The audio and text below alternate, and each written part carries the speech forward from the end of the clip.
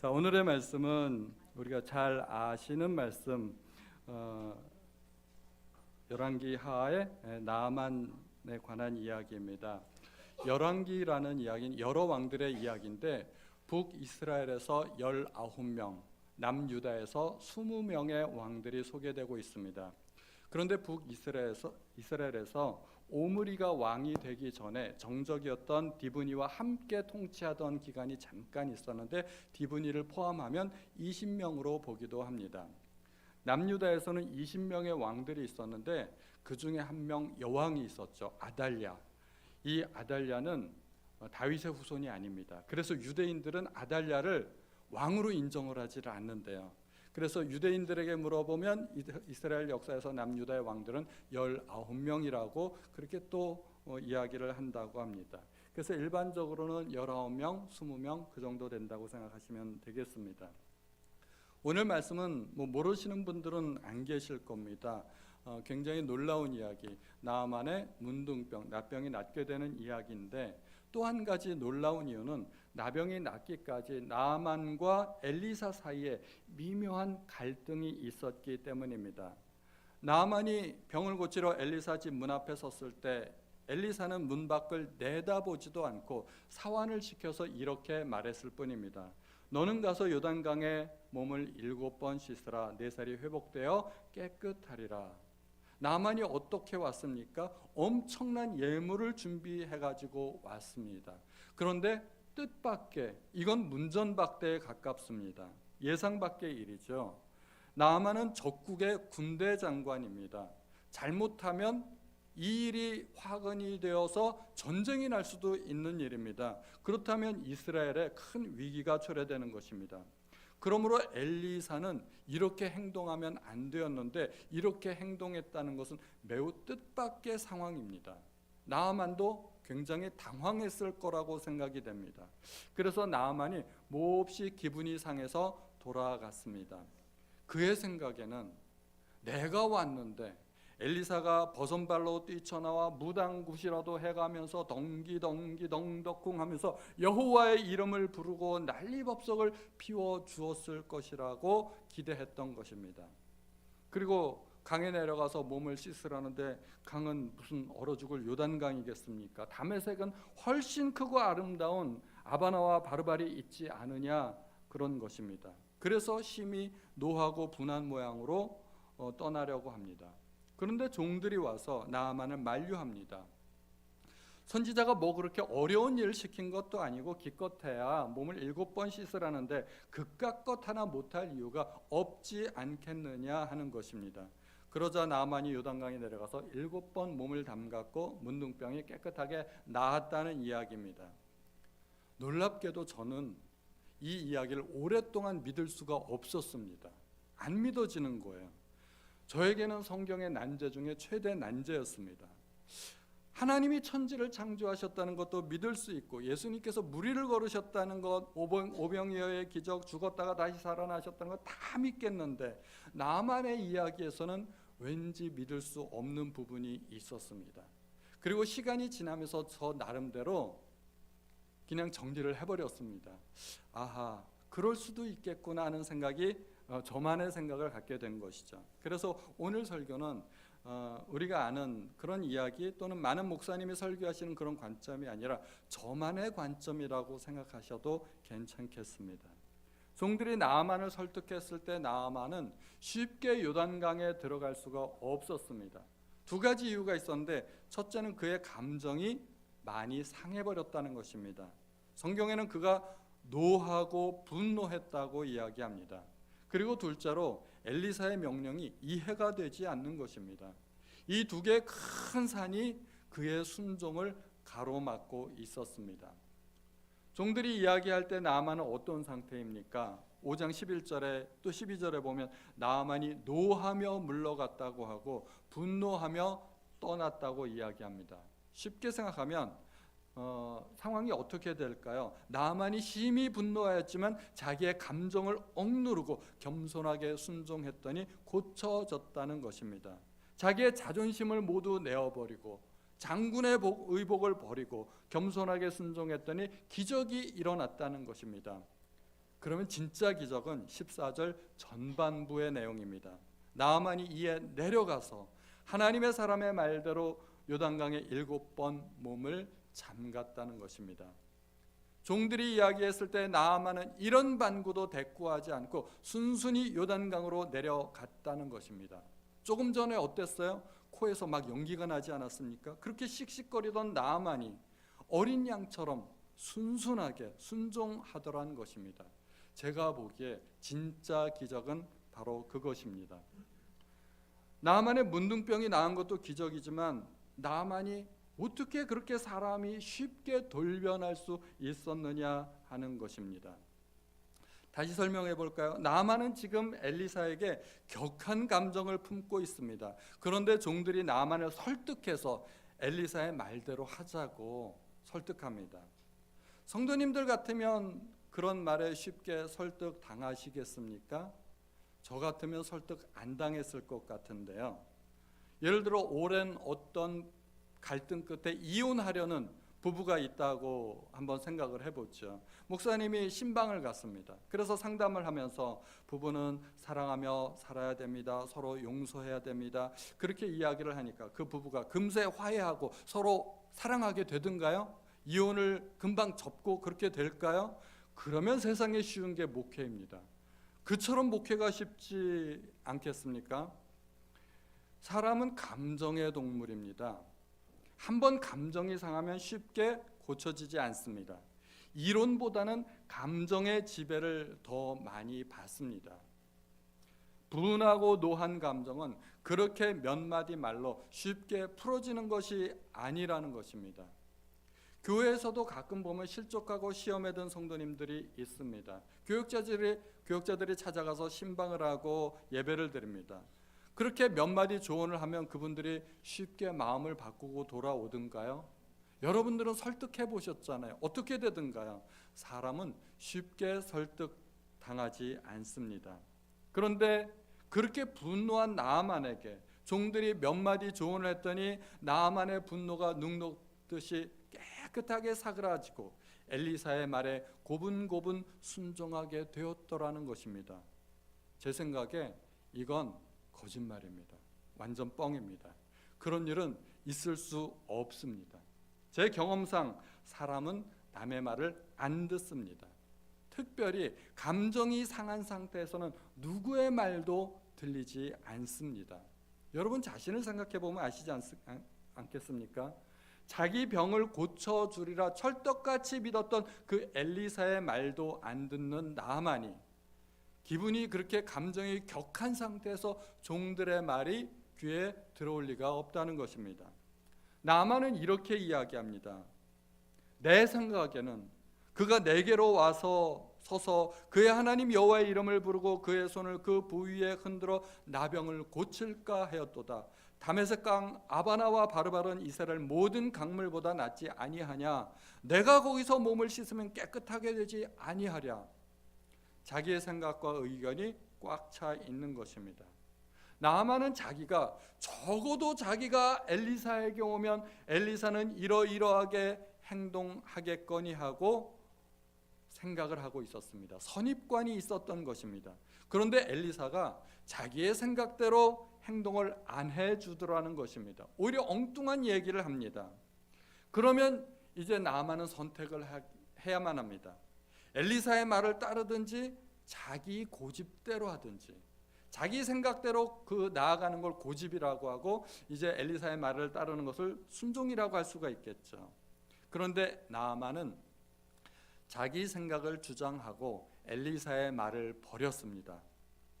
그런데 그게 이상합니까? 대단히 정상적입니다. 누구나 자기 생각을 버리는 것은 쉽지 않습니다. 왜냐하면 누구나 기본적으로 가지고 있는 생각이 있죠. 내가 옳다. 내가 옳다는 것입니다. 그런데 내 생각을 포기한다는 것은 내가 틀렸다는 것을 인정하는 것입니다. 그게 쉽지가 않습니다. 서로 의견이 다른 사람들끼리 대화를 해보고 토론도 해보고 논쟁도 해보고 누가 양보하든가요? 절대로 양보하지 않고 설득당하지도 않습니다. TV에서 무슨 토론대회 하는 것을 보면 끝까지 갑니다. 의견 차이가 전혀 줄어들질 않습니다.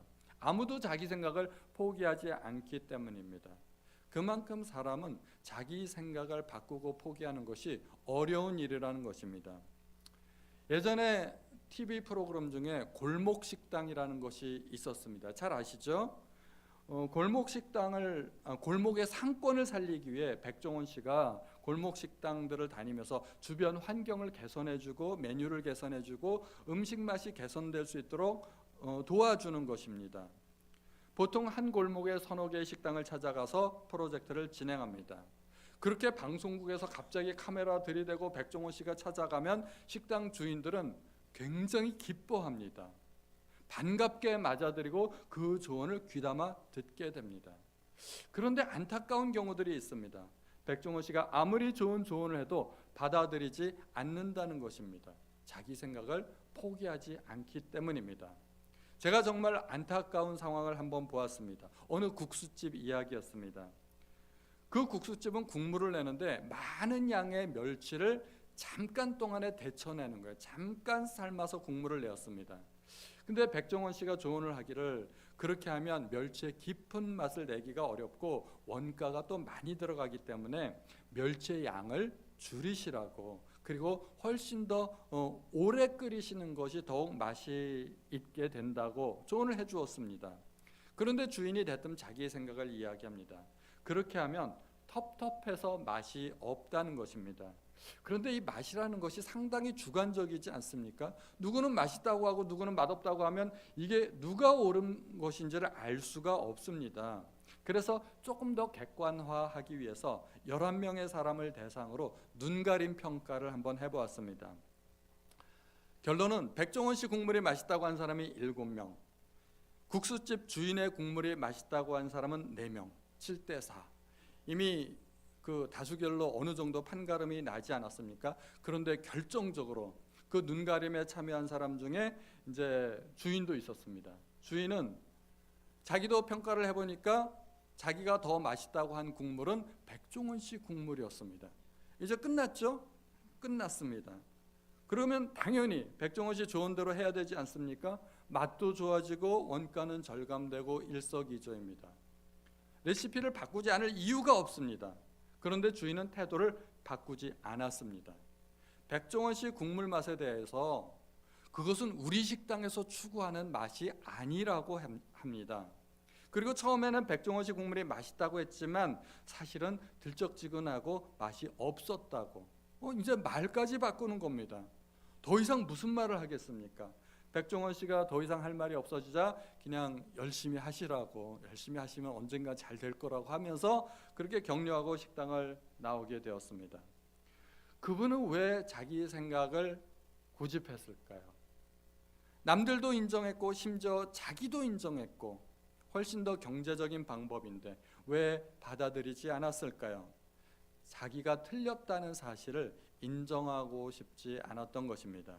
그것은 자존심 상하는 일이고 나를 속상하게 하는 일이기 때문에 그렇게 하고 싶지 않았던 것입니다. 종들은 나만에게 요단강에서 몸을 씻는 일이 뭐 그렇게 어려운 일이라고 설득을 했습니다. 그런데 설득은 쉽지 않은 일입니다. 만약에 사람 설득하는 일이 그렇게 쉬운 일이라면 세상에 제일 쉬운 일은 아마 전도일 겁니다. 전도도 사람 설득하는 거 아니겠습니까? 예수 안 믿는 사람에게 예수 믿으라고, 예수 믿고 천국 가시고 행복한 삶을 이 땅에서 누리시라고 좋은 얘기만 해주는데도 사람들은 귀담아 듣지 않습니다. 가족들 전도해 보시면 아시지 않습니까? 사람 전도하는 게 너무나 어렵습니다. 만약에 사람 설득하는 일이 그렇게 쉬운 일이라면 저는 진작부터 세일즈맨 했을 것 같습니다. 뭐 보험 세일즈 해도 되고 자동차 세일즈 해도 되고 그러면 저는 대박 났을 것 같아요. 그런데 세일이라는 게 그렇게 쉽지 않습니다. 세상에 남을 설득하는 일이 그렇게 쉬운 일이었다면 세상에 싸울 사람도 없고 부부간에 갈등하는 사람들도 절대 없을 것입니다. 싸우는 사람들 찾아가서 설득하면 되지 않습니까? 우리는 서로 사랑하면서 살아야 된다고, 사이좋게 살아야 된다고. 그러면 싸우던 사람들이 갑자기 머리 극적이면서 그래 그 말이 맞지? 그러면서 자세를 돌이키든가요? 그렇게 되지 않습니다. 부부간에 이혼하겠다고 하면 목사님이 찾아가서 왜 그러세요? 서로 용서하고 사랑하면서 잘 살아야죠. 그렇게 한마디만 하면 사람들이 설득당하면 얼마나 좋겠습니까? 그런데 부부는 그렇게 설득당하지 않습니다. 목사가 하나님의 말씀으로 권면을 하는데 그 말을 듣는 집사님, 권사님, 장로님들조차도 뭐라고 얘기를 합니까? 목사님 말씀은 알겠는데요. 뒷이야기가 뻔하죠. 자기 생각을 이야기하는 겁니다. 결론은 뭡니까? 내 생각이 더 옳다는 겁니다. 목사님 말씀도 옳지만 내 생각은 더 옳다는 것입니다. 포기 안 합니다. 나아만이 아람의 그 화려한 강들을 버려두고 요단강으로 내려가기에는 자기의 자존심이 허락되지 않았을 것입니다. 우리 성도님들은 자존심 내버리고 온전하게 순종하기가 그렇게 쉽지 않았을 거라는 것은 다 아시죠. 그만큼 자기 생각을 버리기가 힘듭니다. 나아만은 결코 겸손한 사람이 아닙니다. 믿음이 좋은 사람도 아닙니다. 나아만이 하나님에 대해서 알면 얼마나 안다고, 얼마나 들어봤다고. 자기 집에서 키우는 어린 여종에게서 들은 그것이 전부입니다. 믿음으로 치자면 우리 성도님들이 훨씬 100배, 1000배 믿음이 좋습니다. 나만은 믿음이 있는 사람이 아닙니다. 그런데 있을 수 없는 일이 일어났습니다. 14절에 나아만이 이에 내려갔다는 것입니다. 도대체 무슨 일이 있었을까요? 나아만은 무슨 생각으로 요단강에 내려갔을까요? 제가 보기에 진짜 기적은 바로 그것입니다. 나아만이 내려갔다는 것입니다. 하나님이 하신 일들은 아무리 놀라운 일이라도 다 믿을 수 있습니다. 그런데 나아만이 내려갔다고요? 저는 이게 믿어지지 않았던 것입니다. 오랫동안 이해가 되지 않았습니다. 나는 안 되는데 저 믿음도 없는, 갯불도 없는 그 나아만은 도대체 무슨 생각으로 내려갔을까? 어느 날 갑자기 저에게 번뜩하고 드는 생각이 있었습니다. 이게 이제 저만의 생각이라는 것입니다. 제 말이 옳다는 것이 아니라 뭐 그럴 수도 있겠다고 생각해 주시면 좋겠습니다. 지금 나아만은 자신의 병이 나으리라는 기대감에 잔뜩 부풀어 가지고 엘리사에게 왔다가 그리고는 왕창 실망해 가지고 돌아가는 중입니다. 속에서는 부글부글 끓어오르고 있습니다. 분노가 가득 차 있습니다. 누구라도 잘못 건드리면 폭발하기 일보 직전입니다. 그런데 이런 일촉즉발의 상황에서 어떤 종들이 그야말로 분위기 파악도 못하고 화약고에 불을 붙이고 말았습니다. 이렇게 이야기하죠. 그의 종들이 나와서 말하여 이르되 내 아버지여 선지자가 당신에게 큰 일을 행하라 말하였다면 행하지 아니하였으리까 하물며 당신에게 이르기를 씻어 깨끗하게 하라 함이리까. 말은 맞는 말이죠. 맞는 말인데 그 말이 귀에 들어올까요? 저 같으면 뭐라고 했을까요? 제가 나아만의 입장이 되어서 생각해 봤습니다. 나아만의 입장을 충분히 묵상해보면서 그 기분을 나의 기분으로 이입시키고 그렇게 묵상하면서 이 구절을 읽자마자 본능적으로 제 속에서 떠오르는 딱 한마디가 있었습니다. 죽을래? 죽고 싶어? 제 속에서는 그냥 그 한마디가 떠오르고 다른 아무 말도 생각이 안 나더라고요. 나아만은 뭐라고 했을까요? 만약에 나아만이 저 같은 사람이었으면 똑같이 말하지 않았을까요? 그런 조언을 하는 종들에게 죽을래? 그리고 그 말이 떠오르자마자 자연스럽게 뒷말이 이어지기 시작했습니다. 그 말에 책임질 수 있어? 만약에 아니면 어쩔 건데? 이 말이 나아만의 목구멍까지 올라왔다가 삼켜진 것이 아닌가 생각이 되었습니다.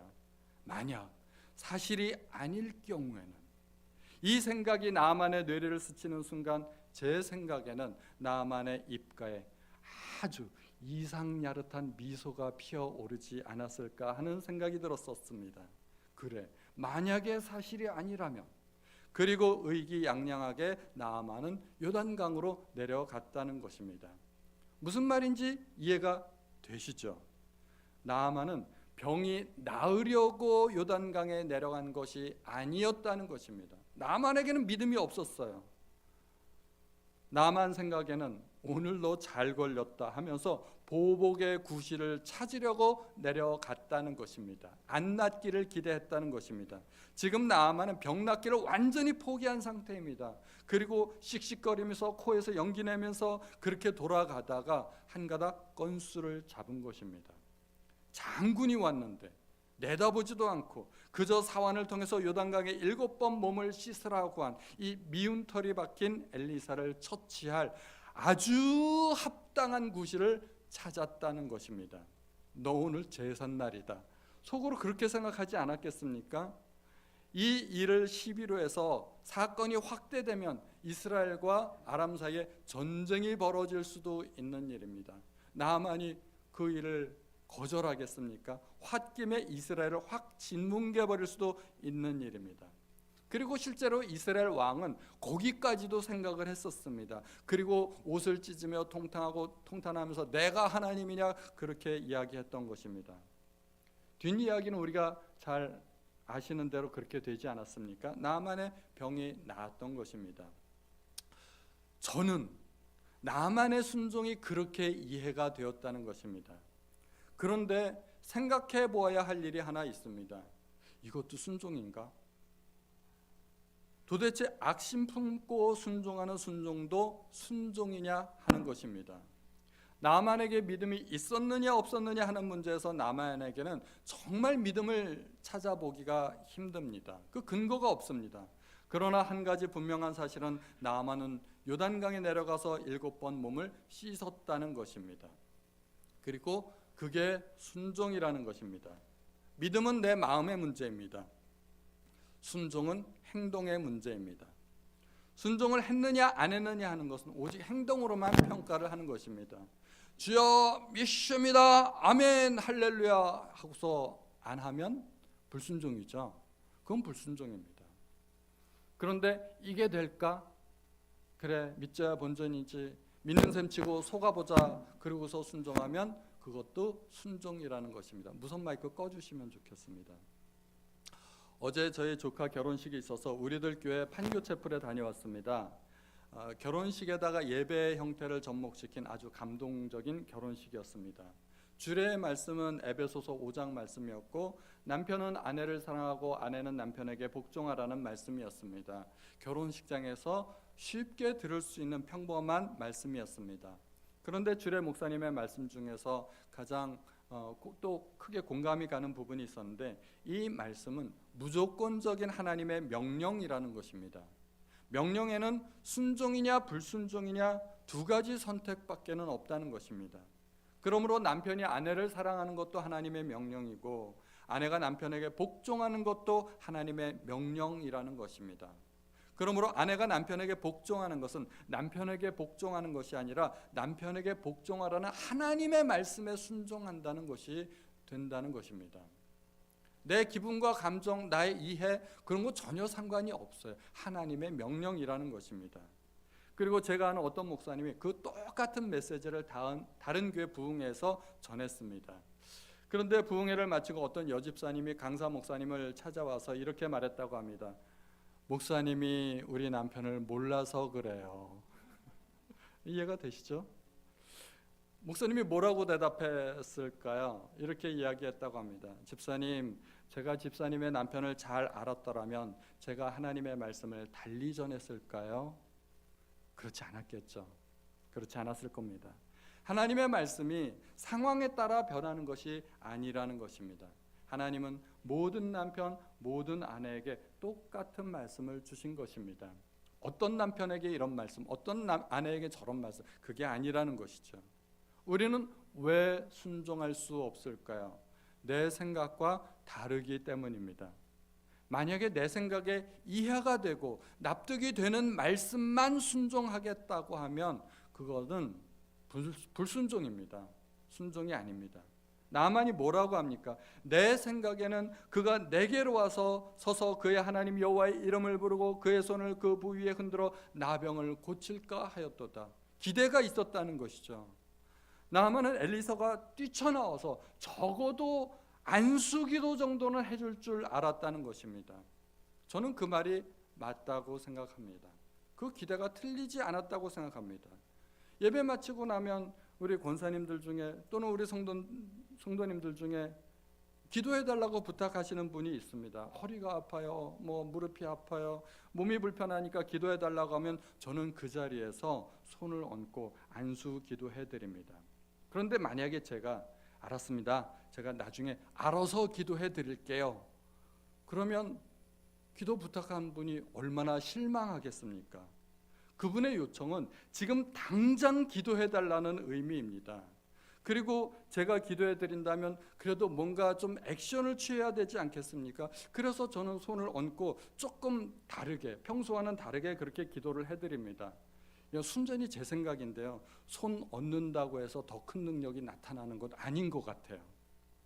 그래도 뭔가는 성의 표현은 해야 되겠다는 생각에 저는 그래도 손을 얹고 기도해드립니다. 그래서 사실 우리도 그런 기대를 하지 않습니까? 우리도 그런 기대를 하는데 나만의 기대가 과했나요? 틀렸나요? 저는 나만의 기대가 합당하다고 생각이 됩니다. 문제는 옳았는데 불순종이라는 것입니다. 하나님은 사울에게 아말렉을 진멸하라고 했습니다. 사울은 아말렉과의 전쟁에서 다 이겨놓고 양과 소의 좋은 것들을 죽이기가 아까워서 남겨두었습니다. 만약에 사울이 저를 찾아와서 저에게 상담을 하는데 양과 소가 무슨 죄가 있겠습니까? 저것들을 남겨두었다가 좋은 일에 쓸 수 있지 않겠습니까? 제 말이 틀렸나요? 그렇게 물어보면 저는 뭐라고 할까요? 저도 사실 사울이 옳다고 생각합니다. 양과 소를 모두 진멸하라는 하나님의 명령은 저도 이해가 잘 안 됩니다. 걔네들이 무슨 죄를 졌길래. 그래서 저는 사울한테 이렇게 대답해 줄 것 같습니다. 당신 말이 맞습니다. 맞기는 맞는데 근데 불순종입니다. 옳은데 불순종이라는 거예요. 우리는 옳고 그름을 따지지 않습니까?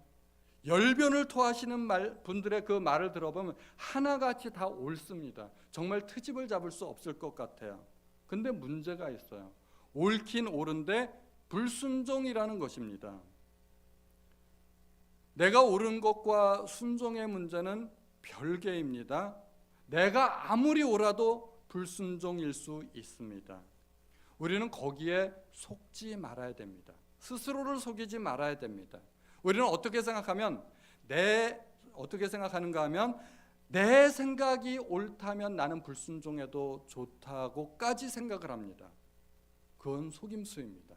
거기에 속지 마시기 바랍니다. 아무리 억울하고 분해도 하나님이 용서하라면 용서해야 됩니다. 내가 아무리 잘못한 것이 없어도 하나님이 용서를 빌라면 내가 먼저 용서를 빌어야 합니다. 내 속에 분노가 치밀어 올라도 하나님이 참으라면 참아야 됩니다. 우리는 사람들에게 하소연할 수 있어요. 너 같으면 참을 수 있겠느냐? 우리는 못 참아요. 근데 하나님이 참으라면 그래도 참아야 되는 거죠. 아무리 내 생각이 옳아 보여도 하나님이 순종하라면 순종해야 됩니다. 특별히 하나님이 인간 세상의 질서를 위해 세우신 그 권위 위에도 순종하시기 바랍니다. 국가의 권위, 교회의 권위, 가정의 권위가 있습니다. 만약에 그 권위가 우리의 신앙 양심에 위배되는 것이 아니라면 순종해야 됩니다. 이것은 권위에 순종하는 것이 아니라 순종하라고 말씀하신 하나님의 말씀에 순종하는 것입니다. 만약 내가 이해가 되고 내 마음에 합당한 것만 듣겠다면 그게 불순종인 것입니다.